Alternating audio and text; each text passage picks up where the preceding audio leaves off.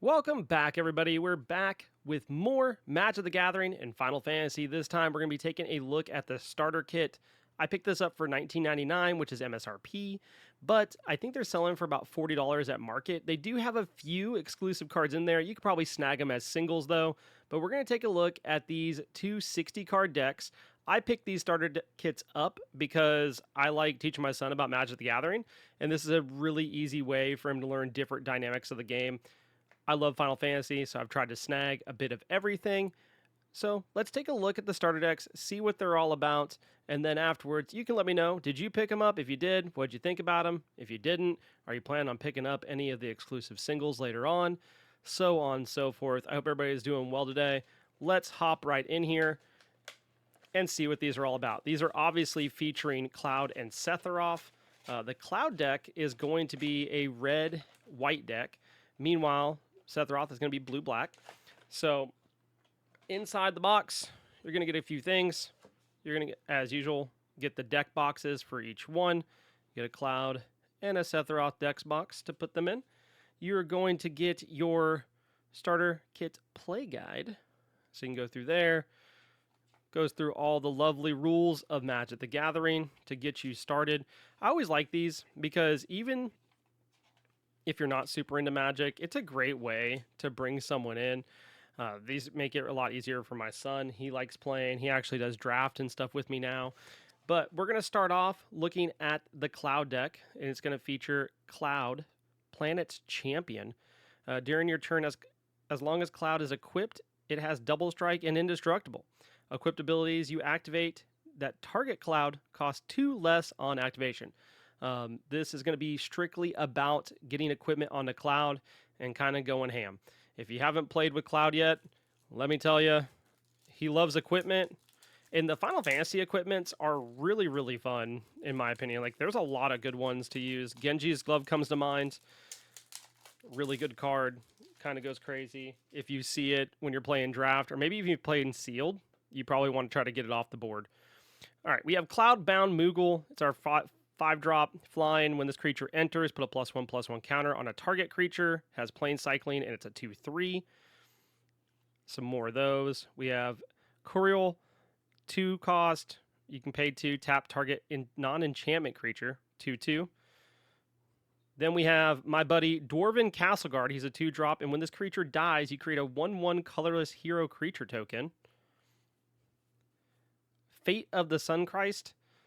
This spell costs 2 less to cast if it targets a tapped creature.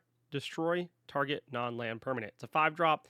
Pretty costly, but honestly, I do like this card. I've used it in Draft and in Sealed, so it feels pretty good. Slash a Light, another good card here. It's a 2-drop. Slash a Light deals damage equal to the number of creatures you control plus the number of equipment you control to target creature. So it's going to kind of go crazy here. If you have a lot of creatures out on the board, this does a lot, especially for a 2-drop. It feels pretty good. White Aura Sight, when this artifact enters, exile target non-land permanent and opponent controls until this artifact leaves the battlefield. You can also tap for mana, which is nice. It is a 4-drop, so it might be a little bit expensive, but it does have benefits across the board. White Mage's Staff is a 2-drop. One of our first pieces of equipment that we're going to see here has Job Select. So whenever you put these artifact equipments in, they come in with a hero token that they're automatically attached to. In this case, equipped creature gets +1/+1, has whenever this creature attacks, you gain 1 life. It is a cleric in addition to its other types. If you want to switch who it's attached to and equip it to another creature, it's going to cost you 3. But in Cloud's case, remember, it takes 2 off, so it's going to cost 1. You have Aldebert Steiner, 2-drop here. Lifelink, Aldebert Steiner gets +1/+1 for each equipment you control. Not attached to him, you control. Really good 2-drop here. The Crystal's Chosen. Create 4 1/1 colorless hero creature tokens, then put a +1/+1 counter on each creature you control. This is a 7-drop. It's really expensive. If you're needing to get creatures out for blockers or you're just trying to ramp up, it does feel good. My favorite thing about this card, the art. The art's really nice on that card. Dragoon's Lance, 2-drop, again, has Job Select. Equipped creature gets +1/+0 and is a knight in addition to its other types. And during your turn, equipped creature has flying. So pretty useful. We have Tia, 5-drop, reach. the Algain Eye. Whenever one or more other creatures and or artifacts you control die, draw a card. This ability triggers only once each turn. Rosa, Resolute White Mage. 4-drop, Reach. At the beginning of combat, on your turn, put a +1/+1 counter on target creature you control. It gains lifelink until end of turn. Lifelink is so good. I went against a lifelink deck during draft last week for like we were competing for first place. Lifelink goes hard. Beatrix, Loyal General, 6-drop here, Vigilance. At the beginning of combat, on your turn, you may attach any number of equipment you control to target creature you control. So you're not even paying equip cost. You just get to equip them off the rip. Feels pretty nice. So that's all of our mono white. So now we're going to head into our mono red part of the deck here. Item Shopkeeper, 2-drop. Whenever you attack, target attacking equipped creature gains menace until end of turn. So you need 2 blockers. It's a 2/2. Warrior Sword, 4-drop here. Job select. Equipped creature gets +3/+2 and is a warrior in addition to its other types. Its equip cost is 5. Suplex, seen a lot of funny plays and memes about this. 2-drop, choose one. Suplex deals 3 damage to target creature. If that creature would die this turn, exile it instead, or you can exile a target artifact. Freya Crescent is a 1-drop.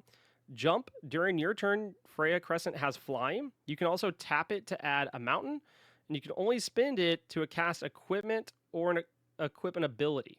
It's a 1/1. Samurai's Katana is a 3-drop with job select. Equipped creature gets +2/+2. It has trample and haste, and is a samurai in addition to its other types.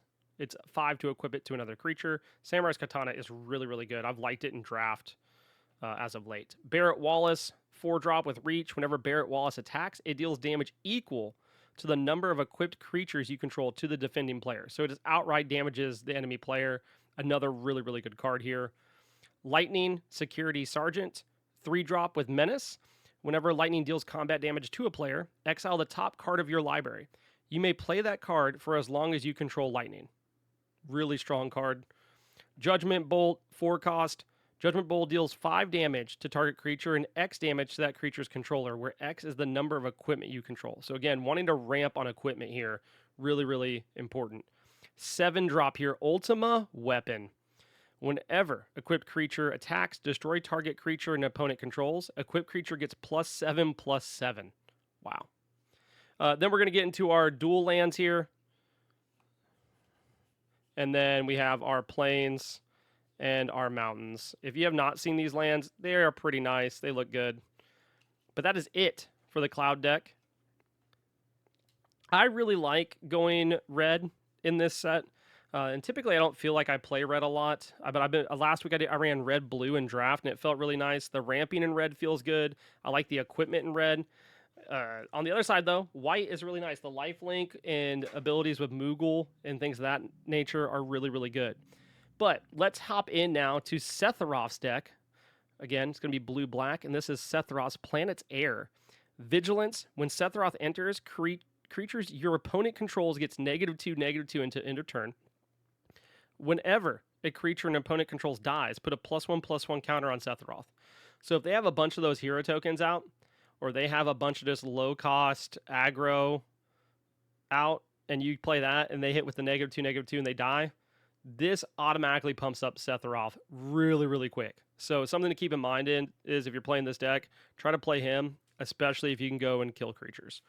But let's hop in, and... oh my goodness, am I going to have a problem opening this side? I might. Dude, when I get this destroyed by plastic... there we go. There it is. The nice part is, too, if you play Magic Gathering Arena, you do get the codes for each deck to be able to play these on MTG Arena as well.